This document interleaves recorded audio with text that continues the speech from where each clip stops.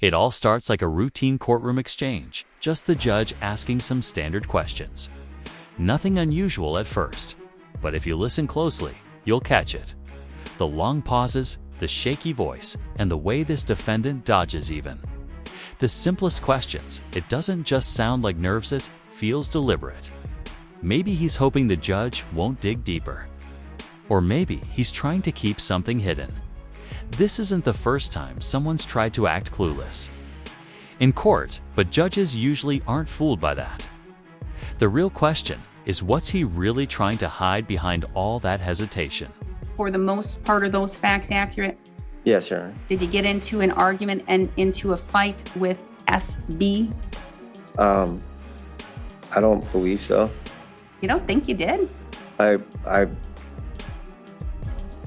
just know that when she dropped me off, she was yelling stuff at me when I drove off. So what did you do? I just drove off. You didn't do anything? No. You didn't provoke a disturbance? No. Good, we're going to trial. Thanks.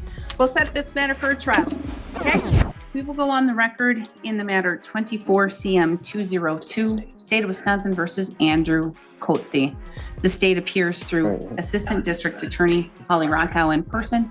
Mr. Cote appears in person in custody with counsel Joel Beliski. We're set today in this matter for a plea and sentencing hearing. The parties have reached an agreement. Mr. Beliski, can you please recite the agreement for the record? Starts off as a normal court exchange, just the judge double-checking a few basics. Details quickly feels off. Listen carefully. The long pauses. The unsteady voice, the way this guy avoids even the most straightforward questions. It doesn't seem like simple nerves. It feels planned. Maybe he's hoping the judge won't dig deeper. Or maybe he's trying to cover up something more serious. Acting confused doesn't usually work. Most judges can spot that a mile away. So, here's the real question. What's he really trying to hide beneath all that hesitation? Yes, Your Honor. Mr. Cote has agreed to plead to one count of misdemeanor disorderly conduct, with the remaining counts in the complaint dismissed and read in, and a joint recommendation by both parties for court costs totaling $443. And I believe he was in the process of a revocation. Was he revoked or did? Yes, Your Honor. As of yesterday afternoon, the final decision from the administrator came in, and he has been revoked, and he will be sent to Polk County for sentencing. Okay. And what charges was he convicted of in Polk County?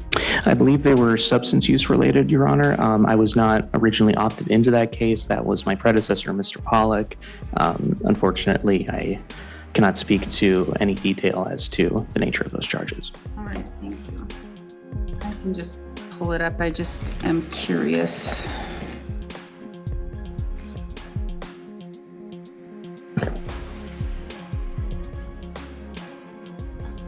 Would it be for the 24 cases or for a 21 case, Mr. Cote? 24? Oh, 24 case. Okay, so for the 24 cases.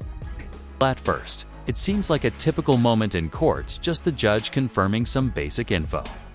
Nothing out of the ordinary. But if you pay attention, something feels off. The hesitations, the unsteady voice, the way this defendant avoids even the simplest answers, it doesn't look like nerves. It seems intentional. Maybe he's hoping the judge won't push too hard. Or maybe he's trying to downplay something more serious, pretending not to understand. Rarely works. Judges usually catch on fast. So the real question is, what's he trying to cover up with all that hesitation? Possession of amphetamine as a repeater. Possession of cocaine, a misdemeanor. What it looks like. All right. Okay. Basis for the agreement and why it's in the public interest, Ms. Rockow? Your Honor, Mr. Schmidt negotiated this case with Mr. Pollock and Mr. Flasky, but based on my review of the file, I believe that this was based upon the facts and circumstance surrounding the case being relatively minor in terms of the disorderly conduct. There was, of course, the violation of the bail, but that was the Polk County bail. And so it looks like that was all resolved with his latest revocation. So those bail jumps being dismissed and read in is appropriate for that reason. And I don't believe that any additional confinement or supervision is going to be necessary as he is facing that sentence for the revocation. Okay. All right. So we do have victim SB in the courtroom here today, and Ms. Bauer, SB would like to make a statement. Is that correct? Yes, Your Honor. SB may come up here and have a seat at the black desk, and you may provide a statement. If you are going to read something, please read it very slowly so my court reporter can take everything down. Of course.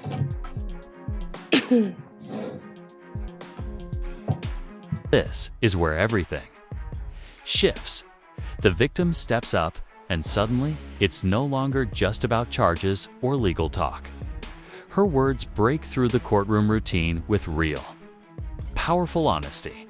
What she shares doesn't just move people, changes how the whole case is seen. You can feel the room change as the true impact comes into focus. If you've been waiting for the moment that really matters, this is it. I was in a relationship with Andrew Cothe for almost a year. Since we started dating on January 22nd, 2024, I knew there was something wrong with the way he would talk to me or even act. But I was in love. On April 5th, that's when the real anger started. Almost every day from then until the 22nd of October, or the 21st of October, there were fights. He would hit me, but he always thought that he could just make it up. Sorry. On October 21st, we were at a friend's house, and he was on the phone with a friend, and just out of nowhere, he called me the B word, and then threw a car manual at me. Seconds later, he would spit in my face. But once again, made it up, told me he would never do it again. But just a couple hours later, my world flipped around. On October 22nd, about midnight, we left the friend's house and he drove to a parking area in Grantsburg. I ended up falling asleep in the passenger seat, like I always had. He ended up waking me up to ask me where the drugs were. I handed him what he had wanted, and I went back to sleep. He woke me up again and asked me for the other bag. I said I gave him everything I had, and I didn't have anything else. He got angry and started firing the flare gun out the sunroof. The second time he woke me up, he asked me once again, and I told him the same thing I had told him the first time. This time, he got mad at what I had told him, and he ripped off the rearview mirror and threw it in the back seat. Then he took the passenger visor and ripped it off the car, and then hit me in the cheek with it. The third time he asked, I told him the same thing. This time, he ripped off my glasses, bent them, and broke them. This wasn't just a fight or someone losing their temper. It was ongoing abuse, both mental and physical. We're talking about a pattern of violence, shattered glass, broken phones, even mirrors used to intimidate.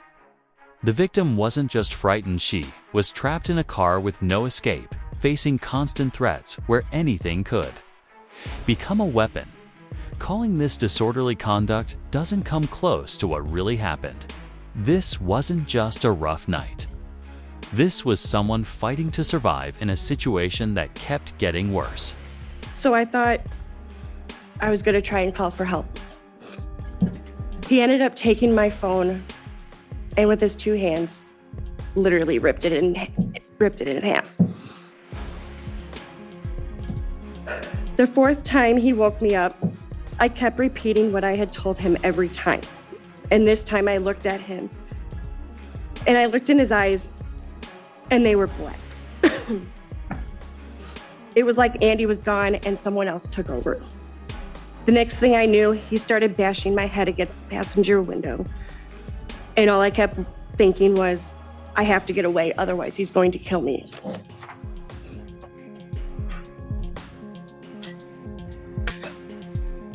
So I had got him calmed down enough to where he would drive to Dollar General where the van was parked.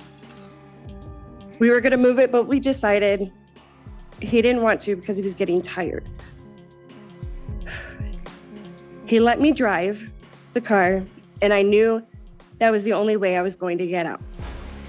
I drove the car to the Frederick Trailer Park, where I knew I would be safe.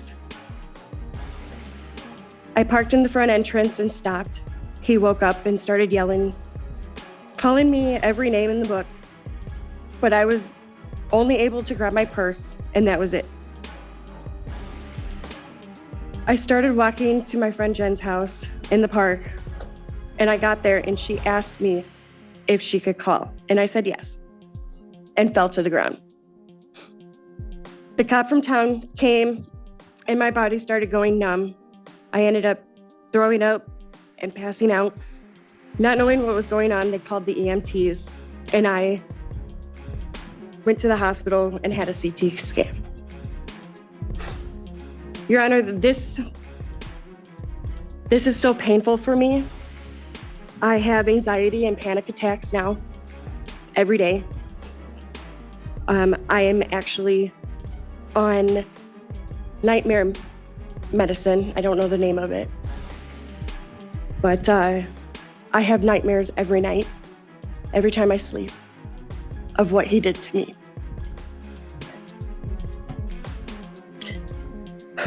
I am in therapy almost either 1 or 2 days a week, and I will be on therapy for at least 3 years, she said.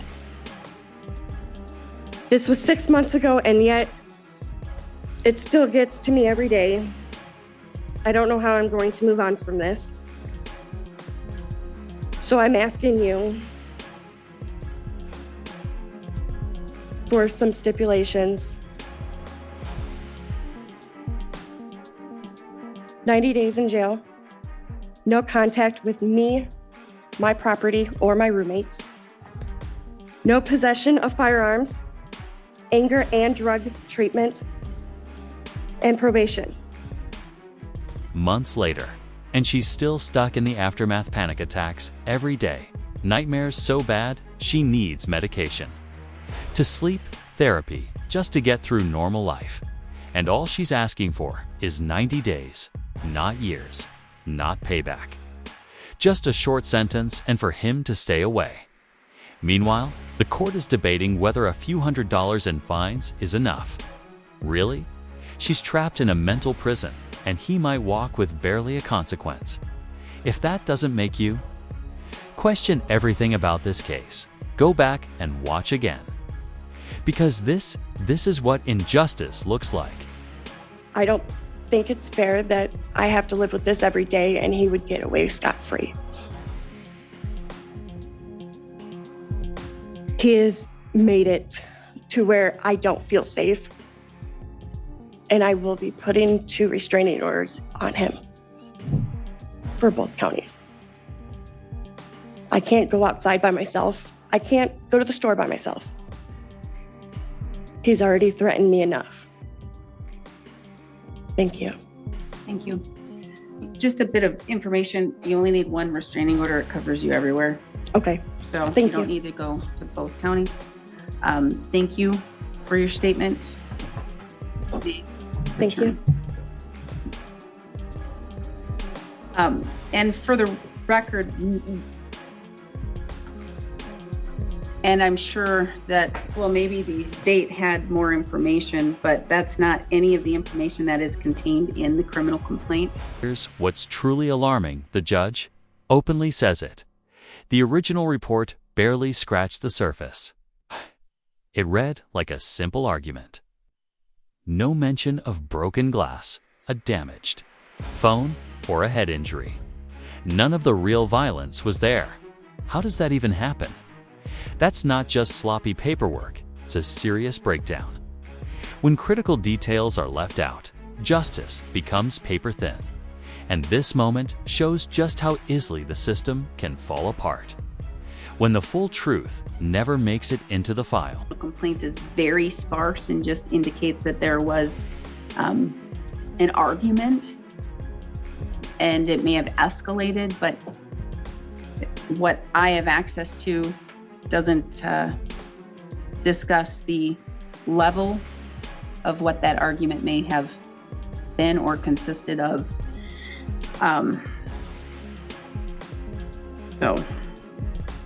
All right, so then the agreement, Ms. Rockow, now again, after hearing the victim, what is the basis for the agreement in the justice or in the public interest? Well, Your Honor, I think some of that information wasn't information that the state had when this case was charged or when this offer was made. It's not my file, but from my review, I didn't happen upon that, what was described just now.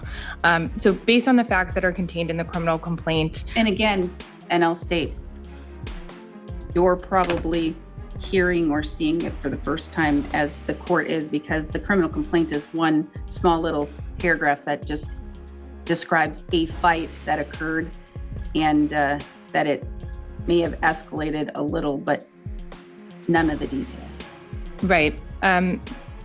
But Your Honor, again, Mr. Cothey has been revoked in Polk County on some more serious charges and is going to be presumably serving a jail sentence. I think at least one of those had some stayed jail time. So I think that he's going to remain in custody for a while. I don't believe that. You can tell the prosecution's getting uncomfortable. This clearly isn't what they expected to hear in court. They agreed to that plea deal, thinking it was just a minor argument, nothing major. But now, as the victim shares the full story, it's clear they didn't know the half of it. And here's the catch. Once a plea deal is signed, it's almost impossible to take back. So now, all attention turns to the judge. Will she let this light sentence go through? Or will she speak up and call for real accountability?